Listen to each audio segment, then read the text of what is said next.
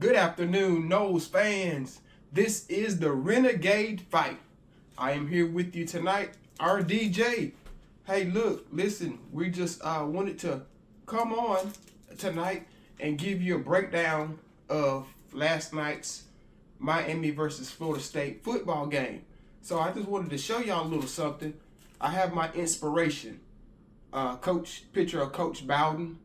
On the bottom, it has the 1999 national championship years on the bottom of it.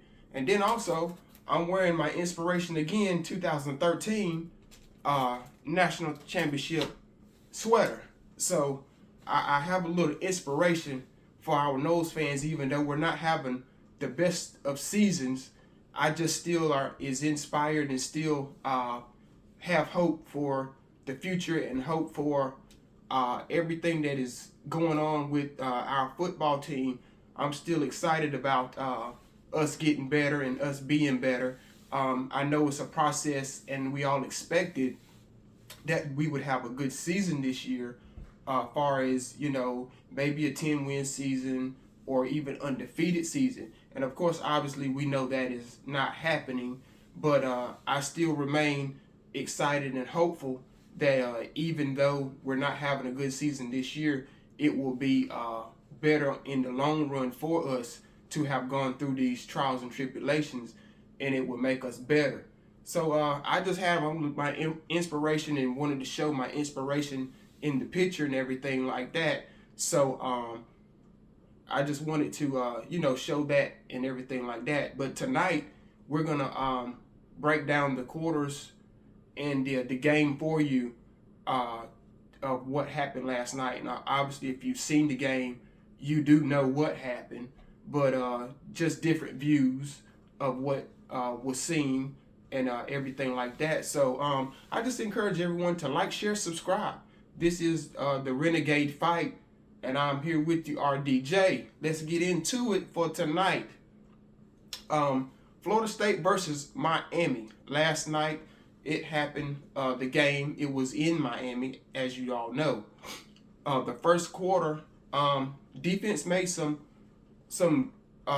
good stops, but still gave up some big plays. I was noticing in the first quarter that we would get some stops when Miami was on the field. We would stop them on first down, second downs. Miami would convert on a few third downs, but it would be maybe a 3rd and 6, 3rd and 4, 3rd and 3, something like that, and we'd give up a big play to reset the downs for Miami. So I seen that was an issue going into that quarter, during that quarter, and somewhere about mid-quarter of the first, or halfway through, I was noticing that Florida State was getting cranked up on defense, and we were making stops, and we got off the field on third down. And if you remember last week's episode, I was saying that we need to get off the field on third downs, and we did that a little bit during the first quarter, but overall, we stayed on the field a little bit too long. And of course, to credit to Miami's offense, they were making plays on their football field, and we were just probably in the wrong spot or missed tackle or whatever like that. But in the first quarter, I can tell that we were making good plays, and we missed some plays to get off the field on third down consecutively. The offense, when they touched the football field, they couldn't really move the ball effectively. And in them not being able to move the ball effectively, I noticed that they couldn't convert the third downs to keep the drives alive. But I still remain hopeful in that quarter as what could have been a little bit better. So overall in that first quarter, I give it a C. I give it a C. But I can tell the fight was there. I see the determination was there, and I see that they wanted to convert on both sides of the ball. It just couldn't happen. Miami was just a little bit too tough in that first quarter. But I could tell that when we went on to the sideline, Florida State went to the sideline, we were willing to regroup and willing to get better, to make better plays. And in the second quarter, Cromahawk came in, and he showed some great talent, actually. You know, I knew that he would, because he's played, I want to say, last week as well. But he comes in the game and he throws, you know, he shows life, you know, with the legs and everything. He rushed the ball. I want to say he had one rush for over 40 yards. So that gave us a spark offensively. And in giving that a spark offensively, I could tell that our offensive players got a little crunked up and started want to rally around Cromahawk. Not saying that they didn't rally around Brock Glenn, but you could tell the energy change. And in the energy change, he ran the ball effectively, and he threw the ball effectively the whole while that he was in the game. I want to say, if my memory serves me correctly, Cromahawk came in the second quarter, at the beginning of the second quarter, and he played all the way through the entire game until maybe mid fourth quarter. So he showed life, you know, through running the ball and passing the ball. Defense in the second quarter, they showed good signs in trying to stop Miami's offense, and they did a pretty decent job again on defense, but they still gave up some silly plays. I noticed one particular point in the second quarter. There was a third down. Miami had a 3rd and maybe 7 or 3rd and 6, something like that, and we gave up a silly penalty. And I don't know if it was taunting or pass interference or something, but it was just a really, really silly penalty that we really don't usually do, and it gave Miami a first down, kept the drive alive, and I think Miami scored again. So the defense was doing good, and then they took a back step, and in taking a back step, that kind of took the air out of the balloon, so to speak, for the defense, and it was almost like we were back at square one. But then when the offense touched the field again, we're still trying to make plays and climb and drive the field. And we did, and we scored. So just have to keep our eye on correcting the silly penalties and mistakes. And that halftime score was Miami 17, Florida State 7. So we were still in the ball game. It's just that we had to really come together as a team at that moment and say, hey, look, we got it close.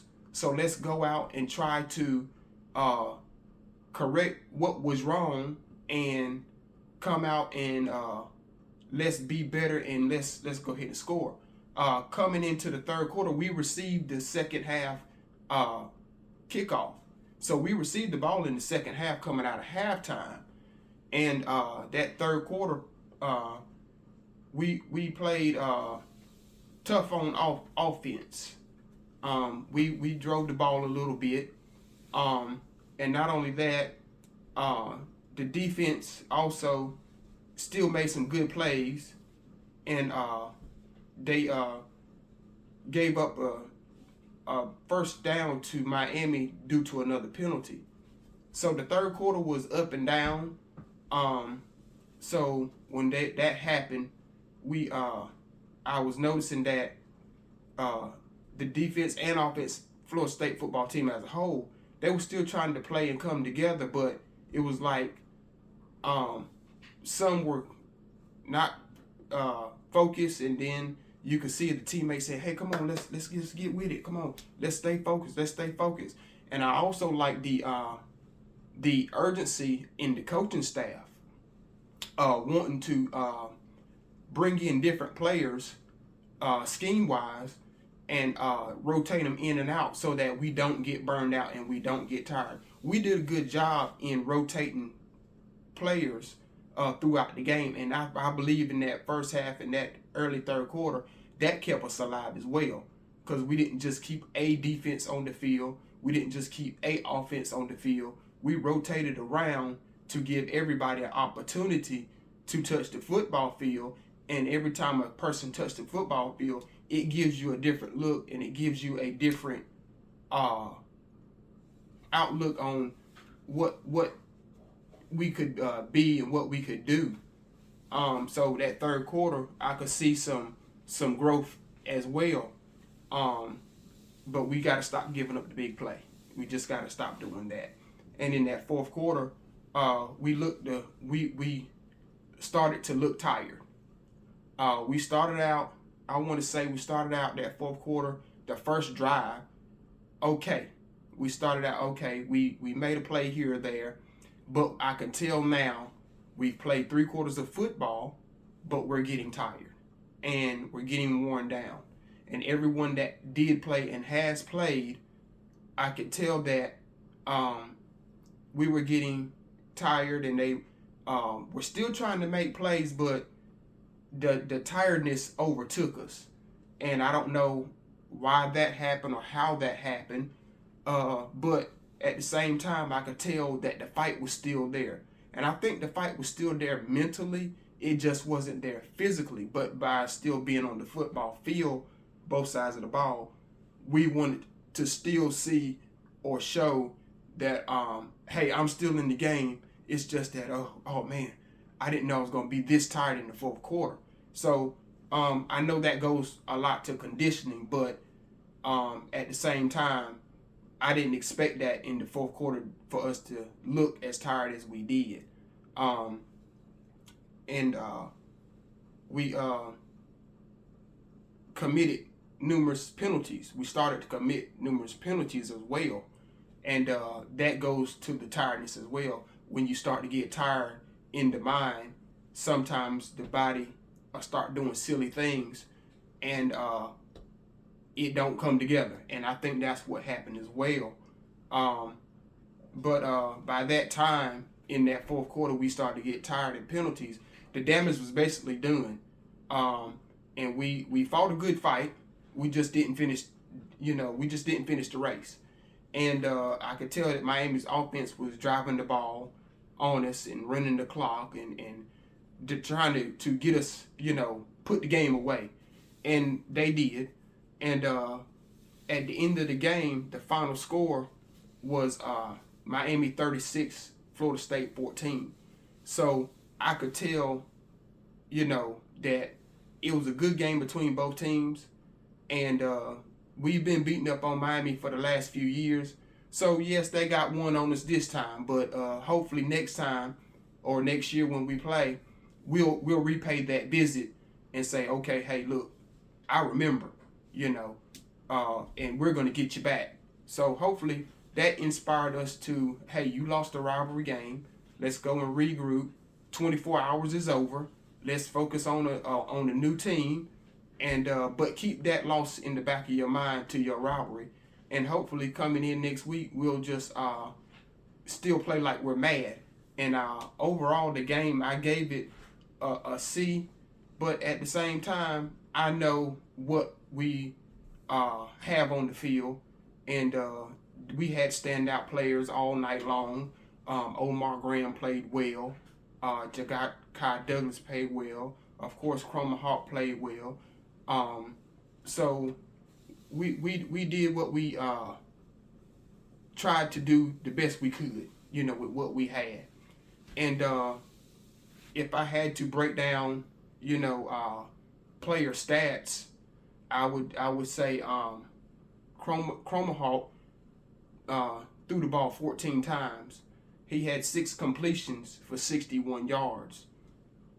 And Brock Glenn played well for what he had on the field, what he did on the field. Even though he didn't play a lot, he threw the ball 18 times, 5 carries, 54 yards, 1 touchdown. He threw for 1 touchdown. In the rushing department, Cromahawk, 11 carries for 71 yards. He was almost like our main rusher. Tuafili, 6 carries, 26 yards. Brock Glenn, 5 carries, 22 yards. So offensively, we didn't move the ball well. We didn't pass the ball well, but at the same time, we did still keep fighting, and I'm glad about that. That's something hopeful, continue to fight. Receiving, Ja'Kai Douglas, 1 reception, 29 yards. Williams, 1 reception, 27 yards. Malik Benson, 3 carries, 21 yards.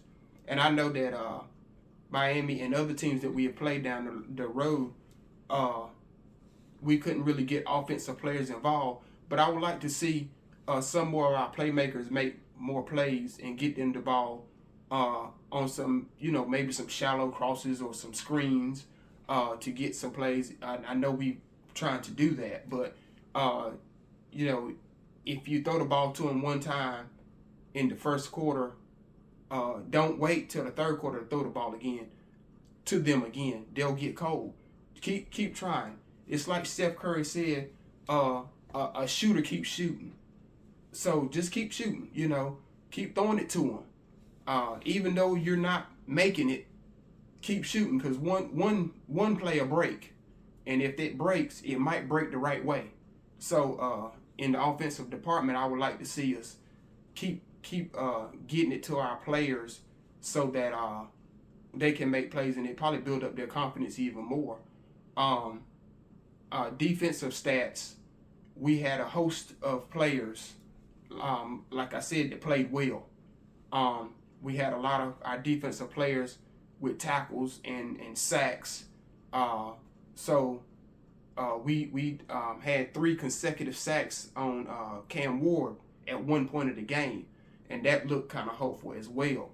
But our team stats, the total yards for last night's game was 248 total yards. Offensive stats, the rushing was 115 yards total rushing. The passing yards was 133 total yards in the rushing department. Yards per play, 4.1. So in that's low, but at the same time, 4.1, if you really look at it, it looks like we should have ran the ball or moved the ball well throughout the game, but obviously that didn't happen because in the first down department, we only had 14 total first downs. So we got to brush up on that too. And of course, that's offensively. So if we can try to figure out a way to get this ball staying on the ground or in the air, get some first downs, that'll sustain drives. Third down efficiency, 3 of 13. So that's not good. That's not good. Fourth down efficiency, 4 out of 7. I noticed that we did stay on the field a lot in fourth down to try to get first downs. And from what I'm looking at and from what I'm understanding, from what I saw, fourth downs overall, really, to be honest with you, we did an awesome job on the fourth down conversions. 7 fourth downs and we convert 4. Yeah, we missed 3 of them, but still, for someone that don't stay on the field on fourth downs and you convert like that, that's hope. And that also will crank up the offense. I think Adam Fuller did a decent job in the play calling defensively as well. Total plays, we had 60 total plays. Punts, we punted the ball 3 times. So that lets you know we stayed on the field a whole lot in fourth down. Penalties, we had 8 penalties for 65 yards. A lot of them came from false start. I think it was a pass interference somewhere down. So we got to brush up on the penalty. That's too many penalty yards, too many penalties for a game, and want to win. So the time of possession was 24 minutes and 37 seconds. So as you know, defense stayed on the field a lot. And I think that's what really wore us down coming into that fourth quarter.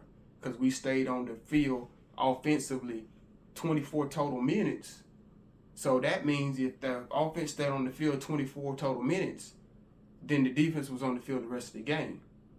And you can't win football games if your defense stays on the field all night long. So just to give you a rundown on what happened last night. You know, I just wanted to, you know, let everybody know what had happened, just in case you seen it or just in case you didn't see it. That was what happened in a nutshell of what happened last night. So I just encourage again, like, share, subscribe. This is the Renegade Fight RDJ here with you. And on our last note, we'll be back sometime this week on another broadcast. But just on another note, just to keep a smile on your face, here's the picture again of Coach Bowden and the championship years on it. And of course, you can see him on the sideline coaching and everything, trying to coach up the team like that. So here it is again. Got the 1993 and the 1999 national championship on there. So that's that right there. And then, of course, my shirt is the 2013 national championship trophy on it as well. So just to give us all a little hope and a little smile on your face, even though that we're not having the best of season, if we look at the past just a little bit and see how far we have come, you can tell that we have a bright future ahead of us. So again, hey, like, share, subscribe.